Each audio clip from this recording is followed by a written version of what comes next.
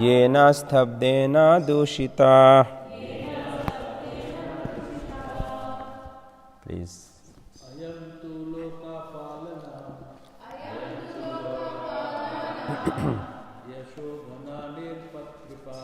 Yashogana nirpatrapa Sadbhir achita pantha Yena stabdena dushita. Ayam tu loka palanam Yashogana nirpatrapa Sadbhir achita pantha Yena sabdena dusitaha.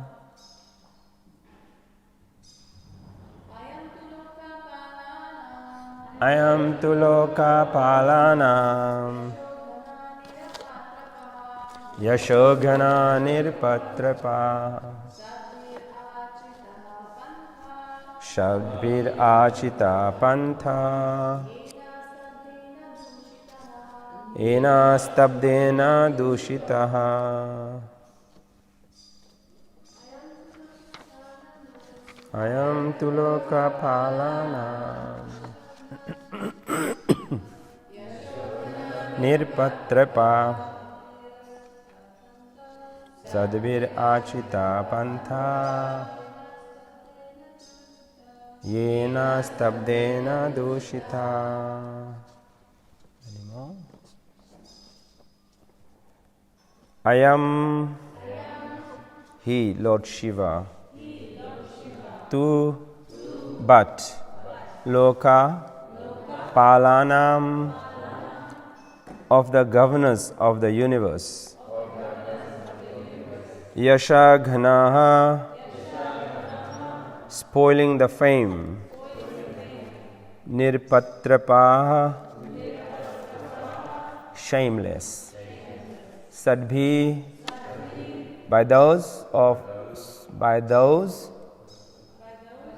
of gentle manner, achritaha, followed, pantaha, the path, yena, by whom, stabdhena, being devoid of proper actions,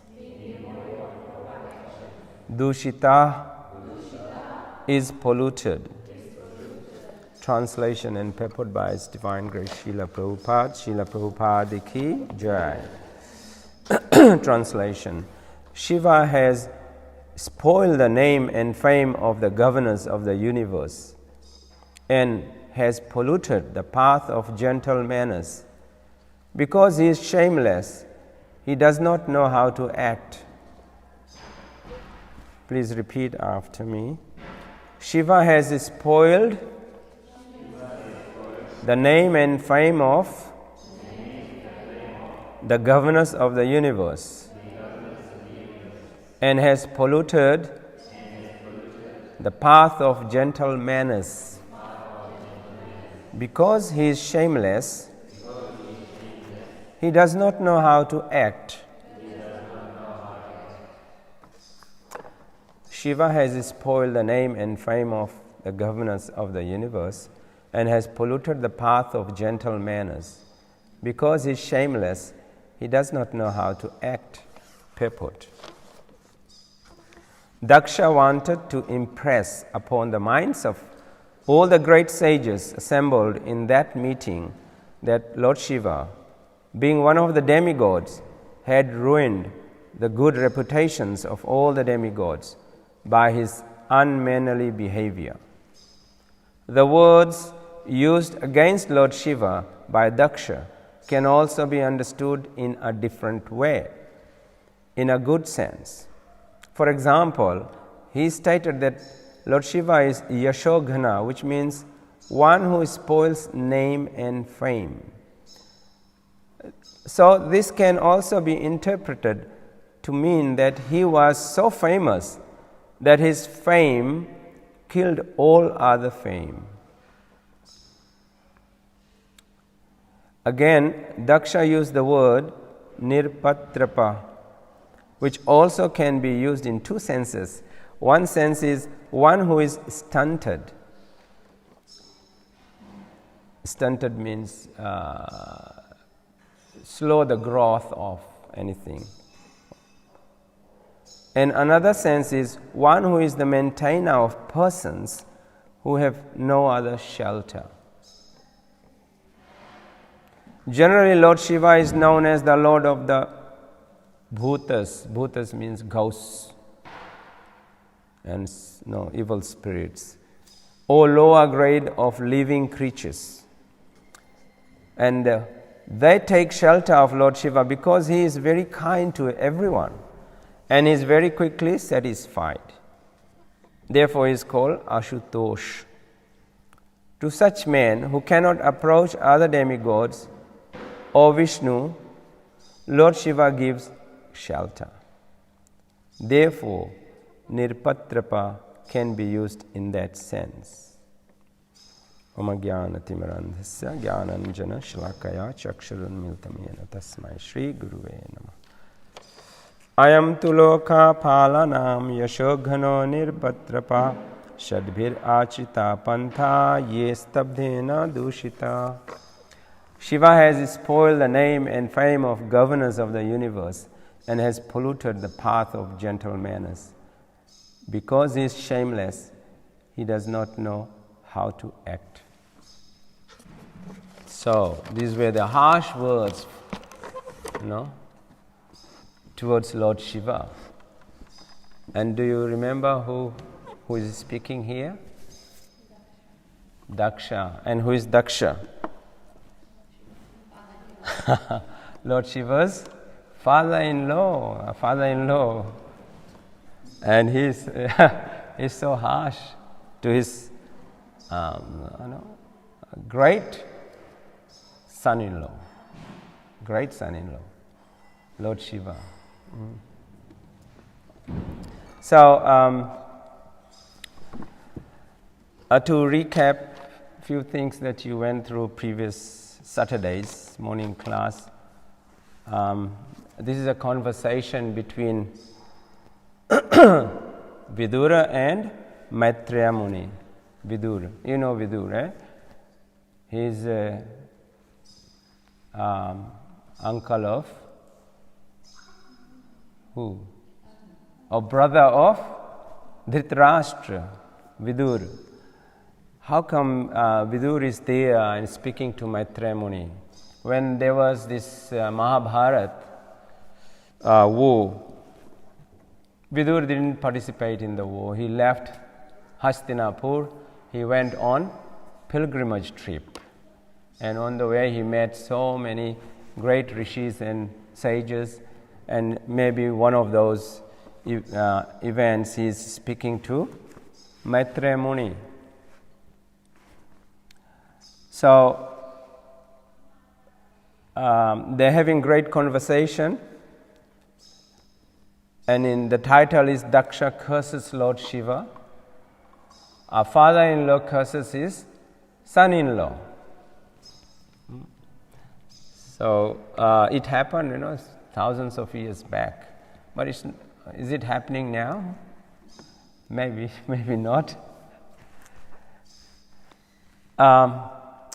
So Daksha is one of those Prajapatis. Prajapatis are those great personalities who had been given the portfolio of increasing the progeny or populate the universe. Prajapatis. And Daksha means expert. So Daksha is expert in increasing the population of the universe. So this was his job to do when he was here in this universe. And do you remember his daughter's name? Lord Shiva was married to, at that time, Sati, Daksha's daughter. She was the 16th daughter of Daksha.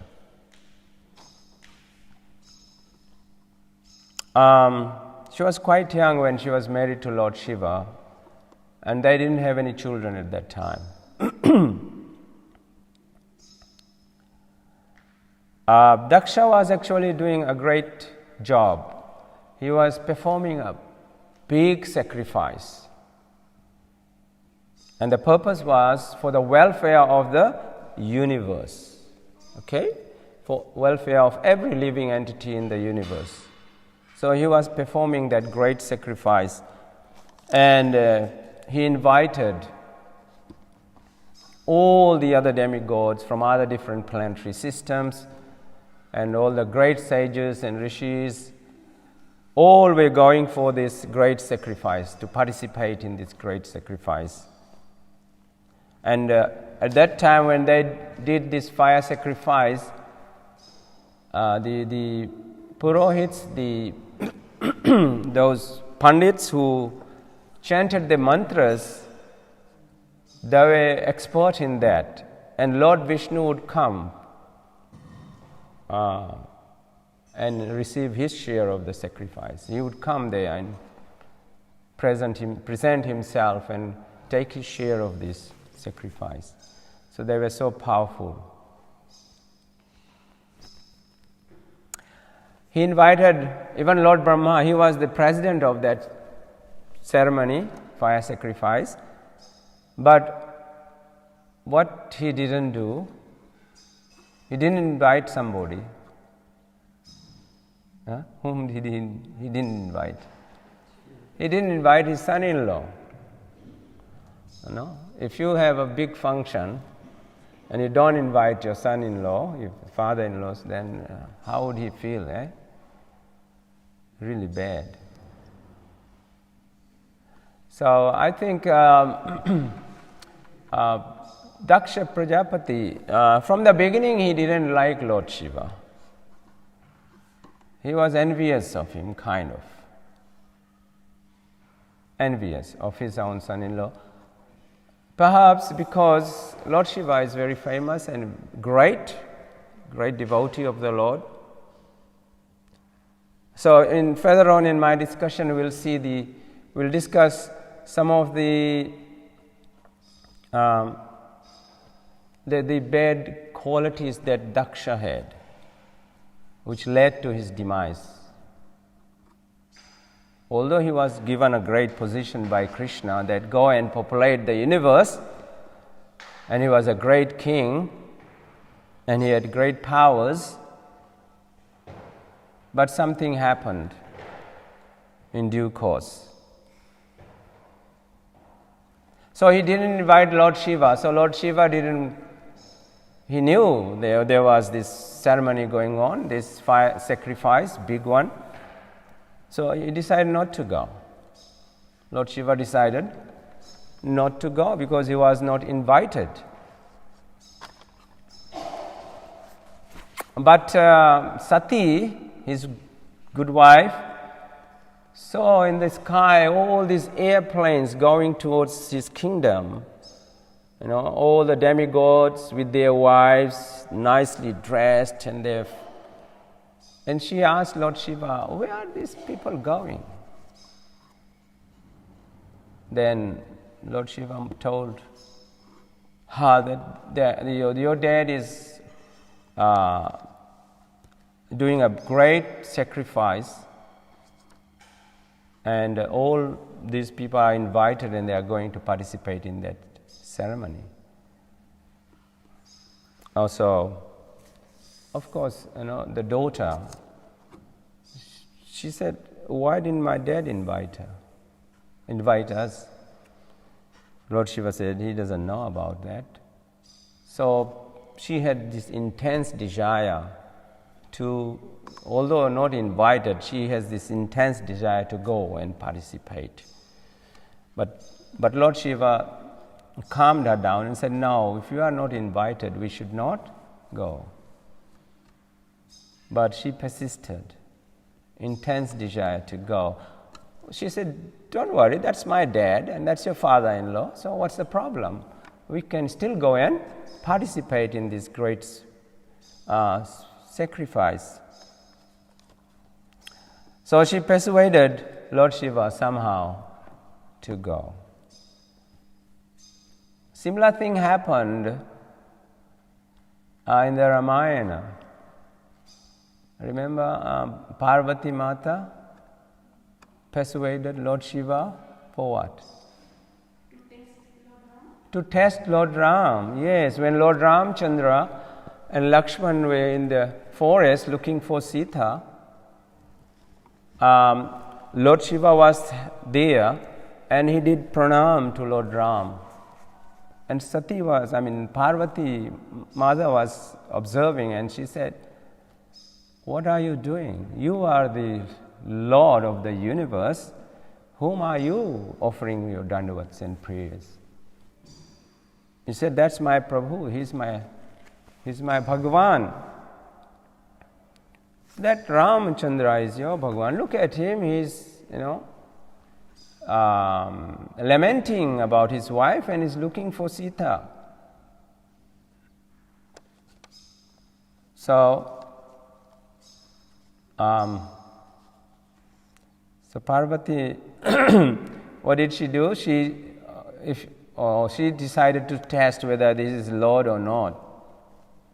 So, without telling Lord Shiva, she disguised herself as Sita and went in the presence of Lord Ram. She became Sita. She changed herself into Sita. But when Lord Ramchandra saw her, he did pranam and said, "Mata, what are you doing in this forest? Where's Lord Shiva?" And she was shocked. Parvati was shocked. And she went back and hid all these events from her husband, Lord Shiva. But Lord Shiva knew what happened. So, what is the right word? He kind of divorced her. What is the right word? Yeah, he said, "You can't be my wife anymore in this life." And he went to do his meditation. And, So it's not much related to what what happened to Sati, but very similar thing. So, and then Parvati also went away and she left her body. And similarly in this situation, in this katha, further on you will see what happened to Sati, what did she do. So,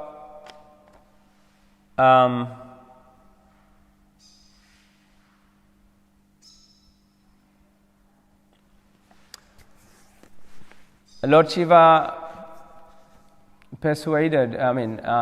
requested Sati not to go, but ultimately she persuaded him to go. So both of them went to that sacrifice.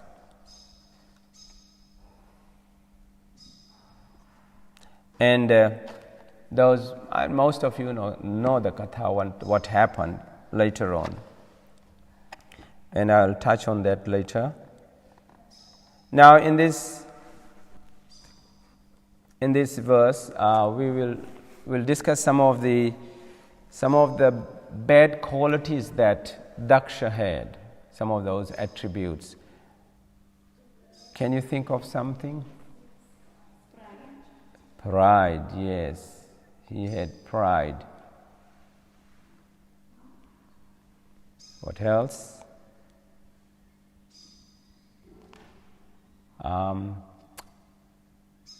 He had lack of tolerance. He could not tolerate certain things.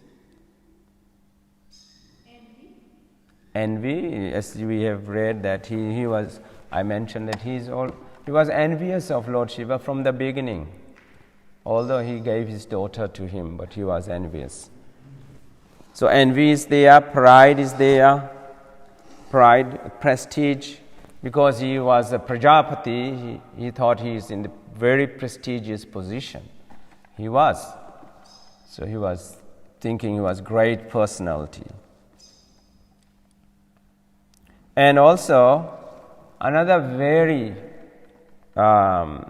lethal bad quality he had was he criticized the great Vaishnava, isn't it? That's one of the 10 offenses. I think that's the first offense. First offense is to blaspheme or criticize great devotees or great devotees of the Lord, the Vaishnavas. So he criticized Lord Shiva. Lord Shiva is the greatest Vaishnava. Vaishnavanam yatha Shambhu in Srimad Bhagavatam. Lord Shiva is one of the greatest Vaishnavas.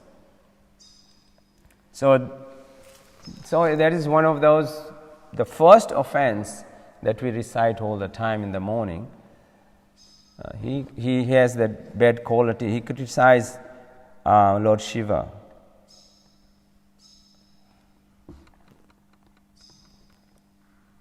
So, these are some of the offenses he committed against Lord Shiva. And towards the end of this katha,